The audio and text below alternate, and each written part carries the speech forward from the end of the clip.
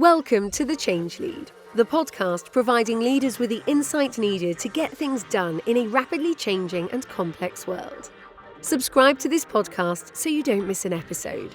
Connect with our community of like-minded leaders on our website, thechangelead.com. Welcome to The Change Lead with your host, Babatope Ipinyomi.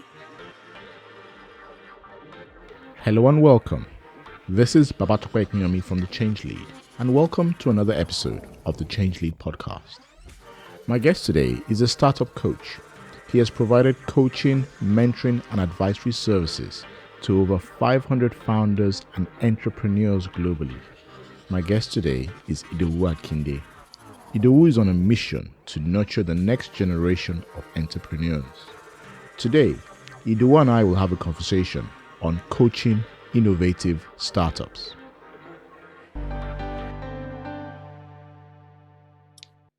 So hi Idowu, thank you very much for joining me today. I'm really looking forward to today's conversation and welcome to the show. Hi Tope, thank you so much for having me again. It's always a pleasure. Thank you. Perfect. So today we'll be talking about coaching innovative startups. So I like to start with a number, a statistic, and that number I've seen thrown around 90%. Okay, and and it's hard to qualify, but there's a number that gets thrown around that 90% of startups fail. Okay, it's very hard to justify that, very hard to verify that, but the general indication is we do have a lot of failures in the startup space. The other thing I want to point out here to start with is you wrote an article on Medium a while ago, and you called it The Surgeon's Knife. Mm-hmm. There was a personal story, but one of the things that came out from that article was that you're on a mission to raise the level of startup founders, particularly startup founders in Africa. So if we marry those two things together, the number that we have a lot of startups failing, a high proportion of startups are failing, and you're looking to raise that level. If you do raise that level, we'll be changing that statistic. So to get started, can you just tell us, what do you see as the basic startup building concepts that every founder needs to know and understand? Thank you so much. So there's three aspects to that. So the first aspect is the statistic, the 90%. Second is my personal mission, to raise the cognitive sophistication of the average African startup founder. And third is what are the basic concepts of startup building. They are intertwined, but I'll just speak to them in order. So for the first, the 90% statistic, I do not necessarily agree that it's as bad as 90%. However, I do not dismiss or underestimate the degree of the problem. Okay, the degree of seriousness of the problem. Majority of startups definitely do fail.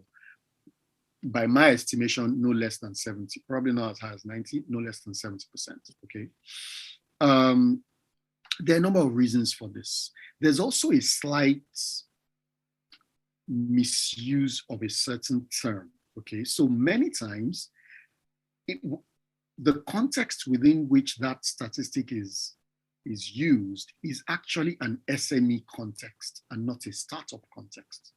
And so there is the important distinction. At the end of the day, a startup is not an SME. A startup is not the early days young version of a future business. That's not the definition of a startup. Okay, there's a significant difference between a startup and an SME. Let me just quickly, define that and we'll move on. An SME is a business. In other words, a small business, right, is a business that is a business whose business model is known and locked down from day one. So if you and I were starting a new company today, for instance, but we know who our customers are going to be, we know how much they're going to pay, we know how we're going to deliver to them, we know how we're going to market to them, we know how we're going to maintain and build a relationship with them. We have all of those details locked down, and there is no variability, there is no probability, pretty much around how those things will be executed. And that's a small business. It is small because it is just starting. Okay. However, a startup is by definition an experiment. A startup is a business entity whose business model is not yet known, pricing model is not yet known, delivery model is not yet known, customer relationship and management model is not yet known.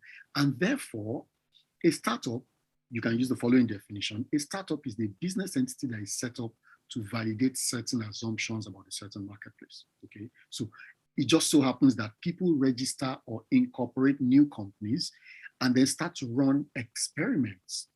And this comes to the last part of your question, which is what are those basic startup building concepts? Okay, that every startup founder should know. So at Bullion Labs, my consultancy, shameless plug, what we do is that when we help startup founders, okay, when we coach startup founders, we try to do some kind of mental reconfiguration and help them understand that, hey, you have been approaching the startup game wrong because you've been thinking to yourself that before I can start a startup, I need to be uber smart, I need to be uber precise, I need to be very precise, I need to know everything that is going to happen, I need to, blah, blah, blah. However, what you need to do is to take everything in a bite-sized, iterative approach. The first experiment, the first activity, the first important thing that every startup founder needs to establish is to validate that you actually have a worthy idea to pursue. So that so we convert that question, do I have a valid startup idea? We convert it into a set of experiments. We give you an experiment to do, go and find personas. That's experiment 1A. Go and build an empathy map around those personas. That's experiment 1B. And then build a value proposition canvas. That's experiment 1C. Okay. So by the time you are done with these experiments, if you pass if all your experiments turn out valid, meaning that your idea that you passed through those experiments came out on the other side of an experiment as valid, then you can proceed to the next stage. So to answer your question simply, in summary, what are those basic principles? What are those basic concepts that every startup founder must know? Number one is idea validation. You must be able, every startup founder is a brainiac, okay, because they can spot problems and they can see the business opportunities. However, the very first thing you want to do is, how do you convert that idea, right? How do you validate that idea is worth pursuing? There are a number of factors, there are a number of ways of doing that, but I don't want to go into the details. So number one is idea validation. That's number one. Number two is strategy validation. Immediately after validating that an idea using 1A, 1B, 1C is valid, what you want to do is, before you spend too much resources could be time, money, energy, relationship capital, social capital, before you spend too much capital chasing that idea, quickly simulate what a business structure might look like if built around that idea. And that's called a business model or a business strategy. So you build that business model, you build that business strategy, and that's our experiment number two. That's the second concept. Experiment number three is something called PSF. PSF stands for Problem Solution Fit. Now, it sounds like a no-brainer to you and I, okay? However, you'll be surprised how widespread, how prevalent I have found the following problem. I've seen it in Amsterdam, I've seen it in Dubai, I've seen it in London, I've seen it in Toronto, Canada, I've seen it all over many places across the African continent. When I'm looking through a slide deck, slide one has a problem and maybe 2 or 3 bullet points, problem statements, 2 or 3 bullet points. Slide two, okay, maybe slide two. Slide one is title slide. Slide two has a problem statement, 2 or 3 bullet points. Slide three has the proposed solution description, 2 or 3 bullet points. Many times there is no alignment or one-to-one mapping between the bullet points of your problem statement and the bullet points of your solution statement. And when I highlight this, the founder looks like, oh my God, I can't believe that this happened to me. But it happens to a lot of founders. So that's number three. That's the third concept, problem solution fit. The ability to remain mindful and not get lost in the intellectual,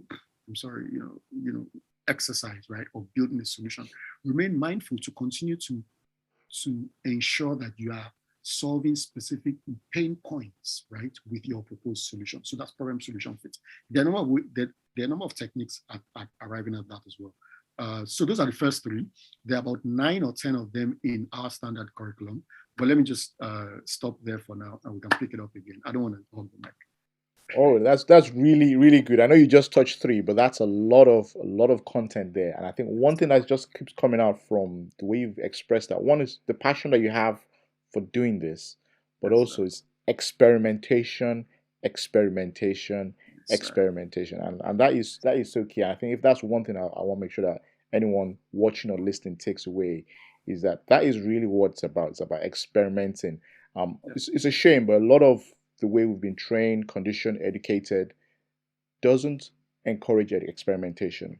I think I had a guest on a few weeks ago, and he was explaining the fact that we've been conditioned to believe in a win first time bias. So we think you go to school, you need to pass first time. You start a business, you start an experiment, you start an endeavor, you pass first time. You start a job, And if and you you don't pass, you dump it. exactly. And but even the data of looking at life, the people who've been successful, that's not true. I like the example of Steve Jobs. He did not pass first time as a CEO. His first time around, he was quite bad. Look at the inventor of the light bulb, Thomas Edison. He did not succeed first time. It was experimentation, Mhm. experimentation, experimentation, Mhm. and that's what I'm getting from what you're expressing there. So, Thank you so much for thanks, capturing that. thanks for that. If we broaden the view a little bit, so we've talked about very specific about startup founders who go out, like you said, set up.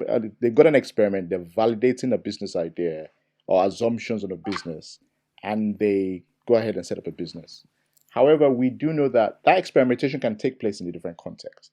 It can take place in the context of already established businesses Mhm. who need to experiment, and people who do that, we tend to refer them as intrapreneurs. All right. Um, Yes, sir. Sir. there is probably more opportunity for entrepreneurs because we've got lots of large businesses, and probably more need Mhm. because there's a lot of need to change the way existing businesses are already operating. So it'd be Mhm. good to get your take on how can entrepreneurs apply these same concepts, and are there any examples that you can use to tease this out where this has worked? Okay. So I'll start with the example. I may not be at liberty, complete liberty, to name the specific entity, but it's one of the biggest banks in Nigeria, if not Africa. Okay. I had a consult. I consulted for them late 2019. So what they did was they did some internal strategy review session and discovered that they have become, as it were, an elephant, in terms of nimbleness, in terms of ability to move. Okay, they become an elephant. And so they said, I mean, and if you've been familiar with the Nigerian startup ecosystem, especially the fintech segment of that ecosystem, the fintech has been, growing rapidly. And their bank, their traditional bank. So they've been thinking, what can we do to protect these young guys, these young fintechs from stealing our cheese? Okay. And so they set up something and called it XYZ Bank Digital Innovation Lab. And that's the entity for which I was engaged to coach, right? Because they are the innovation engine. So again, it's an answer to your question, and it's a live example. So what does this digital innovation lab do? What's their mandate? Their mandate is quite simple. Their mandate is to do two things. One, analyze us, put up a mirror against our face, show us our weaknesses, right? Strategy wise, we know that we have, the advantages of being large, but we want you to tell us what are the disadvantages that come with being so large. What are the things we are missing out in the opportunity that these fintechs that are getting so large valuation? What are they seeing that we're not seeing? So the first thing is to do some kind of critical analysis and help the bank shore up its own internal innovation slash technology slash product development weaknesses. That's the first leg of the mandate. The second leg of the mandate is to then, after shoring up the bank's internal weaknesses, help the bank to look outward and identify and capture external opportunities in the marketplace that they may not have seen otherwise. And as you might imagine, what is the Digital Innovation Lab? What are they made of? They're made of young, passionate, energetic, of course, competent, technically competent young guys, and hey, it's kind of culture where for the main bank, they wear their suit and tie, they're mandated to wear their suit and tie, an official wear. But these guys in the lab, they have a really, really, really nice ambience and setup. They have this boxing bags, punching bags, and stuff like that. And stuff like that. Really, really, really nice ambience. And of course, they can come in as arm dressed, casually dressed, or even in t-shirts and jeans, and stuff like that, and they get their stuff done. So that's one practical example. I hope it also answers the question. Yeah, I think that's really good actually, and I like the way you use the analogy of an elephant to describe the bank. I know it might be a little bit, well, it might not be the best light, but a lot of companies fit that model.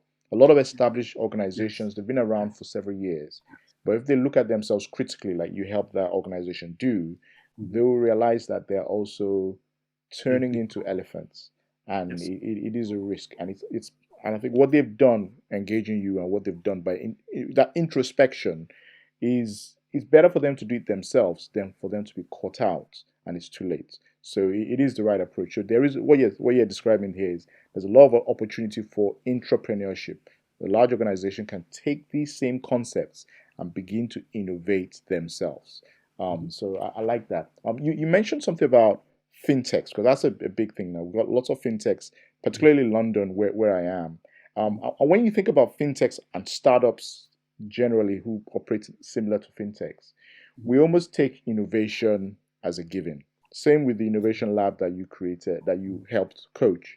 We just assume we set up something, we call it innovation, we call it a startup, innovation will turn up. Um, but data doesn't prove that to be the case. One trend I've noticed is you will have a founder comes ahead, gets Series A funding, comes up with addresses a real problem in the market, begins to get traction. Let's call it an innovative idea that's being validated in the market. But once there's any traction, all of a sudden you get 10, sometimes 20 startups fighting in exactly the same space, in exactly the same geography. So it's almost a case of these other startups are not innovative, we're going to be honest. They are copying the front leader. And I think you're well positioned to look at this as a coach for startups. How do we coach for innovation? How do we coach for the mindset of experimentation? Thank you so much. Thank you so much. You see, what you just described is probably the toughest job that we have, or that I have and my team as well, that we have as startup coaches. And I'll explain. The greatest weakness of smart people, and I use this word very intentionally, smart people, okay? People who excelled in school, who have gotten many opportunities or many instances of validation from their peers, their family members, superiors, people who have been labeled smart for many years of their life. One of the weaknesses of being smart, being a smart person, being seen in society as a smart person, is that over time, if you're not actively working against it, you adopt or imbibe a spirit of my solution is the answer, rather than and you take that attitude into innovation, rather than having the true innovative mindset, which is, I do not care what I have. I may be the best design thinking expert in the world. I may be the best blockchain expert in the world. I may be the best machine learning engineer in the world, but I do not care about what I'm bringing to the table. I care so much about the customer pain, the customer problem. So there's this popular statement in innovation circles, at least mature innovation circles, not roadside innovation circles, that goes like this: fall in love with the problem, not your solution. And that's the problem. Many times, smart people can theoretically come up with an idea in their offices and back it up with statistics from World Bank, the data sets from Nigerian Bureau of Statistics, blah, blah, blah, from UN.org, United Nations, blah, blah, blah. There are numbers that they can use to back these things up.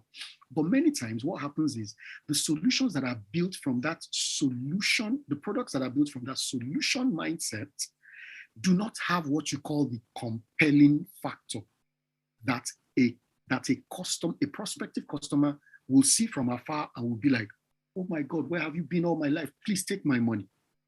You want to inspire anyone who really, really intends to build a product that will scale out into the millions, have millions of users, and therefore by extension, millions in revenue. You need to solve a problem that is not just a problem. You need to solve a problem that has a compelling factor to it, such that when your customer sees the solution that you are presenting to them, either directly or indirectly, to address that problem, they will be like, oh my God, where have you been all my life? I need this. Can you have my money right now? That's the kind of reaction people need to be generating. But in order to generate that reaction, you need to throw away whatever you think you have in terms of smarts and immerse yourself into what we call the problem domain. So there's a problem domain, there's a solution domain.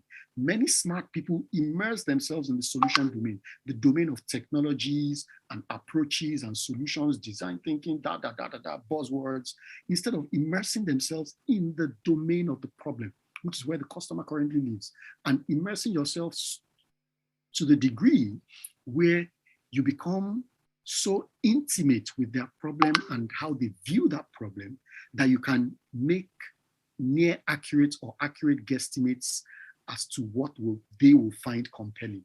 That is when you have innovation. Everything else is just, I'm sorry to say, hogwash. Yeah, so I like the way you explain that, and it's super clear what you're saying. We need to focus for innovation. We need to focus on the problem, fall in love with the problem, not the solution. And No. I think you're seeing it from the startup world. I work a little bit with startups, so mainly with larger organizations, and it's a challenge I see a lot of as well. So it is something I see. It's something I've been going through right now, thinking, how do I switch? A couple of people I meet on Monday. How do I switch their mindsets so you focus on the problem when reaching the agenda? Problem, but everything that's coming out from that conversation so far is solution, and you really need to say what's the problem we're really trying to solve.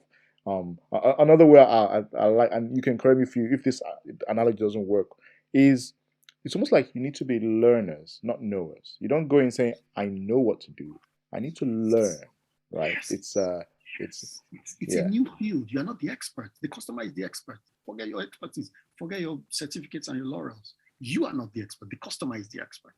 Actually, that's you're spot on that. You're spot on. Yeah. Okay. All right. So I want to comment to you a little bit of your coaching. So you mentioned Bullion Labs, your consultancy, and I think Yes. over time you've had the opportunity of coaching, mentoring, advising. I think right now is over 500 startup founders and entrepreneurs. So that's a significant mark to hit. So first of all, I'll say congrats for hitting that mark. But through that whole experience, that whole process of so many experiments, coaching people to experiment, going through with an attitude of not being the knower but being the learner. What have you learned? What can you share from what you've learned from that process?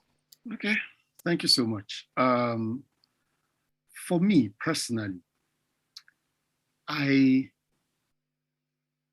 so that person that I described, that smart person that I described a few moments ago, that used to be me. Okay. In a previous iteration, in a previous life, if you think in a previous incarnation, that was me.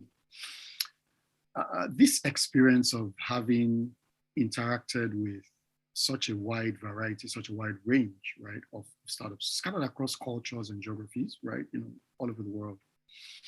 What it has done for me is that it has helped me see that, learn that problems are universal.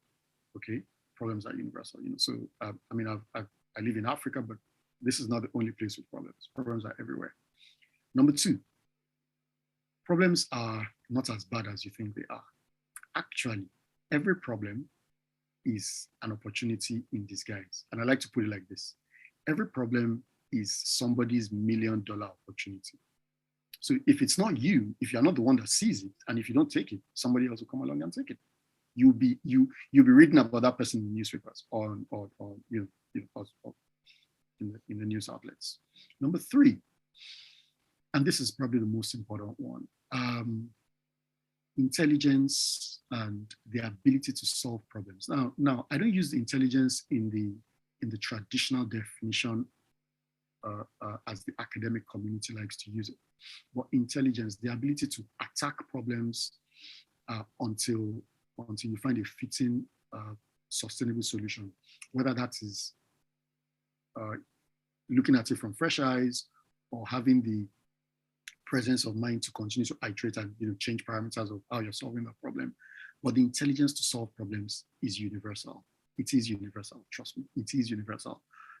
When you find people who have that that factor, that intelligence factor that I'm describing, I've seen them in Tanzania, I've seen them in Cape Town, I've seen them in Nairobi, I've seen them in Toronto, I've seen them in London, I've seen them in Southeast Asia, I've seen them all over the world, right?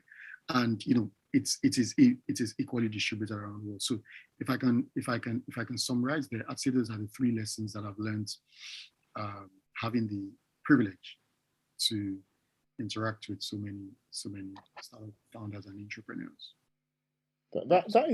That's really good to hear, and very, very positive. It's a very optimistic statement as well, and it's good to get that the challenges are universal, but those challenges are opportunities in disguise, really, and the ability to solve these problems are also or solve the challenges are also universal.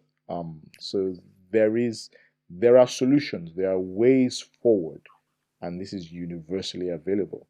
So that's very, and and given that you've learned that from such a broad range of experiences, it validates that learning in my view as well. So that's good.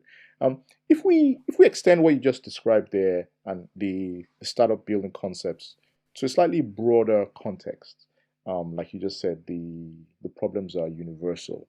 If we think about large global universal challenges, I tend to call them global complex challenges. And it's something I'm quite passionate about because I think these are determining factors of our generation anyway. Is we as a global society will need to transition away from fossil fuels. We have a civilization that has been built on the foundations of fossil fuel.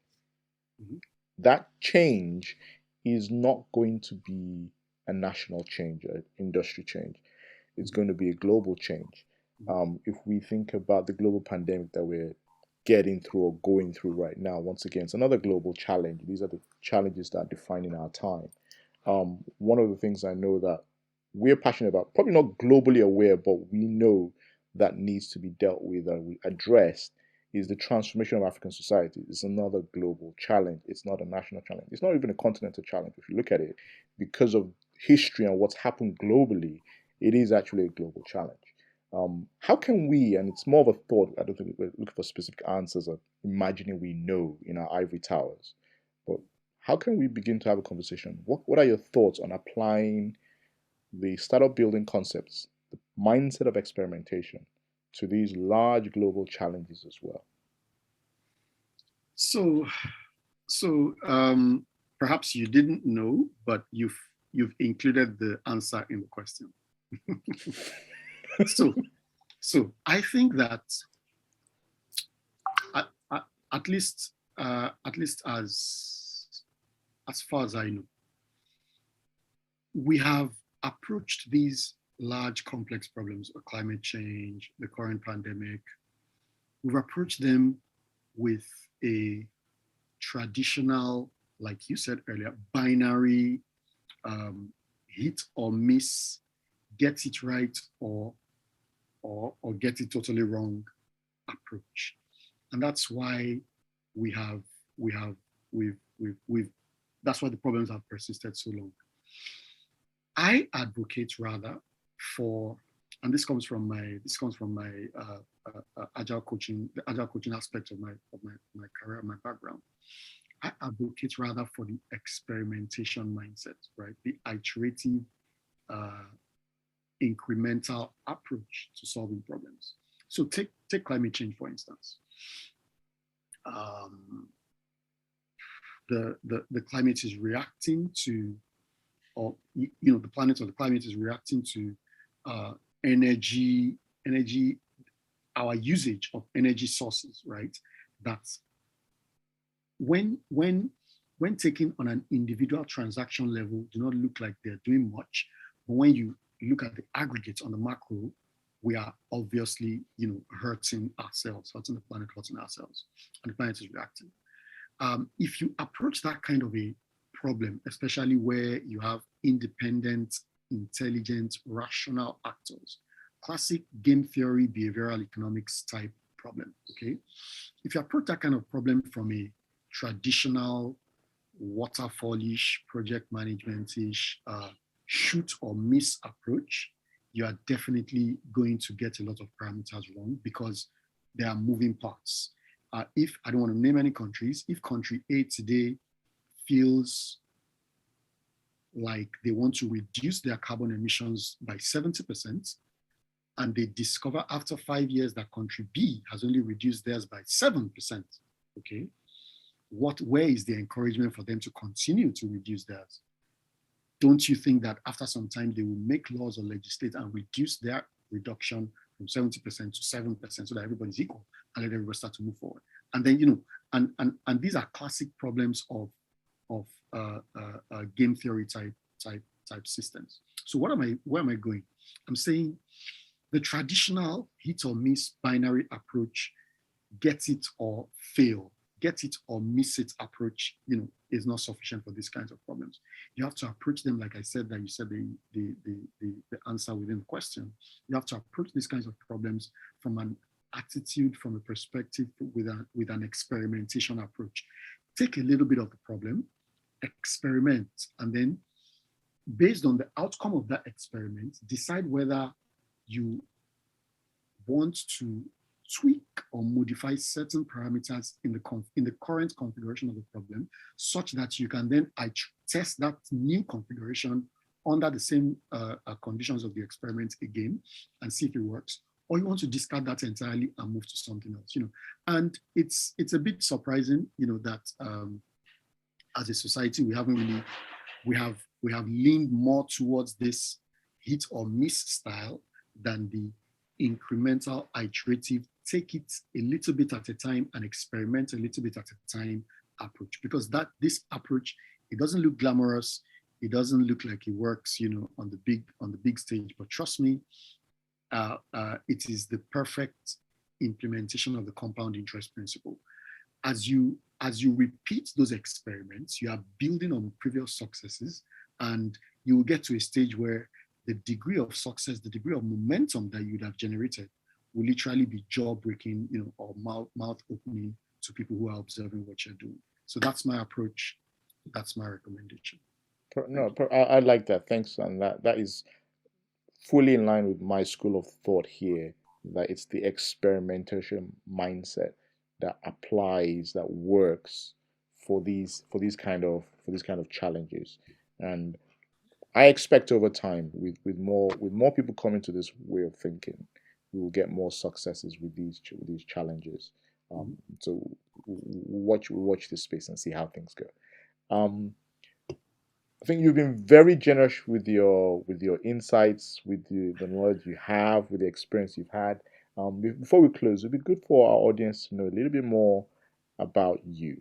So, any final thoughts you have, and it'd be good to know how can people contact you, and anything else coming up from you. Okay. So to close that out, can I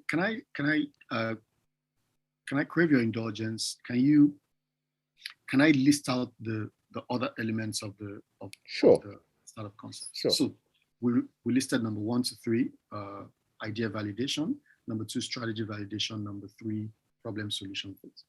Immediately following problem solution fit, it's time to check out the degree of fit between your team and the market. So there's something called team market fit.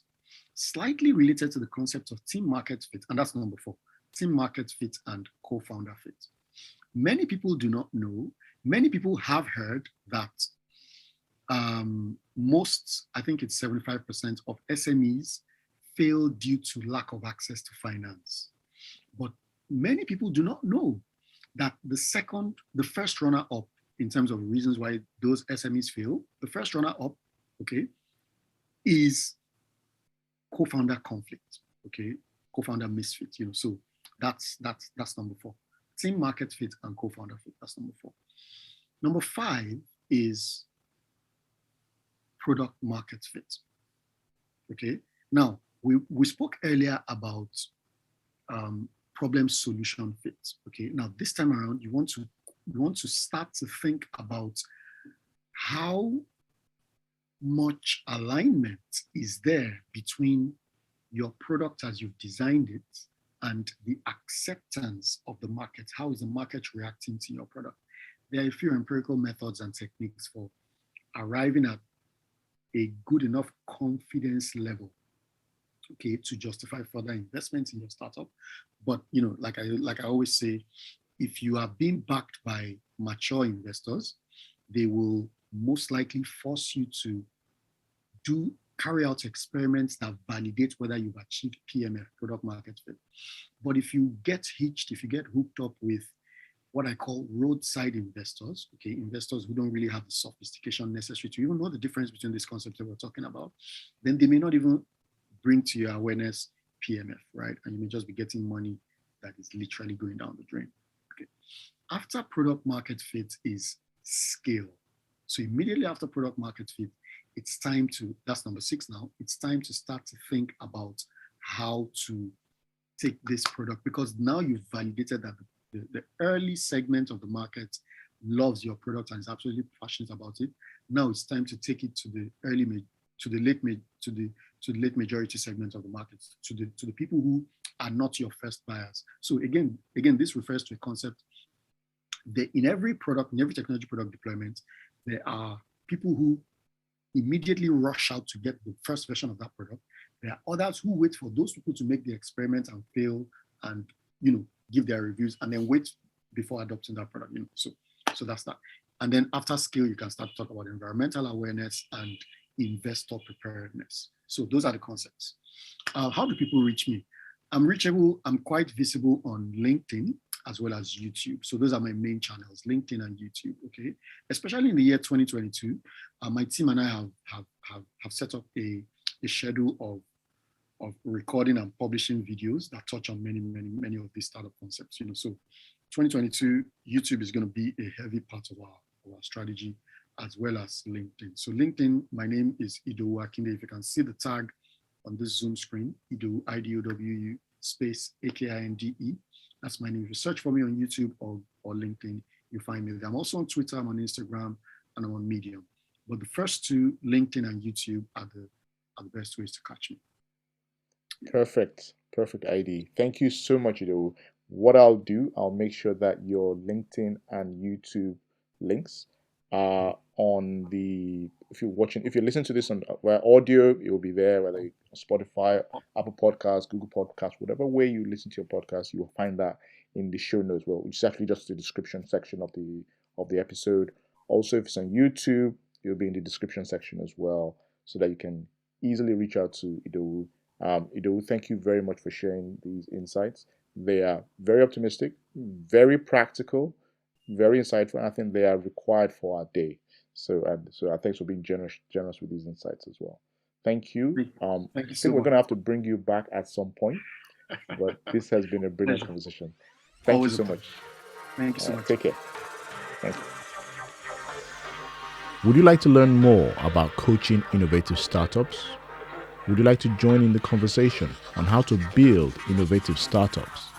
Connect with a community of like-minded leaders on our website, thechangelead.com. When you visit our site, click Join to join the community. Check out the show notes for details on how you can contact Idowu. Also, please don't forget to like, comment, review, and subscribe. Thank you very much for tuning in. Have a great week and see you next time.